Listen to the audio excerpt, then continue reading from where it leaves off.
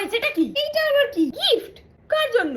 আমার। আজকে mother's day নয়, আমার জন্মদিন নয়, বেকার বেকার গিফট কেন? এইটা কেনার আগে তুই কাকে জিজ্ঞাসা করেছিস? কাউকে জিজ্ঞাসা করার দরকার নেই, অনেক বড় হয়ে গেছিস বল। না নিজের টাকা দিয়ে কিনেছিস মানে কি? এখন থেকে আমার তোমার শুরু হয়ে গেল? এইরকম ছেলে মেয়েরাই না বাবা মাকে আর দেখবে না। ছোটবেলায় আমরা 1 টাকা করে পেতাম টিফিন খাওয়ার জন্য, আর এখনের ছেলে মেয়েরা হাজার হাজার টাকা জলের মতো নষ্ট করে দেয়। আরে নতুন ফোনের কি দরকার ছিল? আমার পুরনো ফোনটায় কি হয়েছে? একদিকটা একটু কালো হয়ে গেছে, আমি দেখতে পাই, আর করলেই আমি দেখতে পাই। 6-7 হাজার টাকা তো নিয়েছে বল এটা। 16,000? এটা আমার লাগবে না, দেখ আমি এখনো কিছু কাটিনি, চল এটাকে ফেরত দিয়ে আসি। নেবে না মানে? কেন নেবে না? এই চল আমি যাচ্ছি, আমি গেলে নেবে। তোকে নির্ঘাত ঠকিয়ে দিয়েছে। এখনকার ছেলে মেয়েদের পয়সার কোনো ভ্যালুই নেই। আমাদের মতন মধ্যবিত্ত ঘরে একটা জিনিস কেনার আগে 10 জনকে জিজ্ঞাসা করতে হয়, আচ্ছা কাউকে জিজ্ঞাসা না করি এত দামি জিনিসটা কিনে আনলি?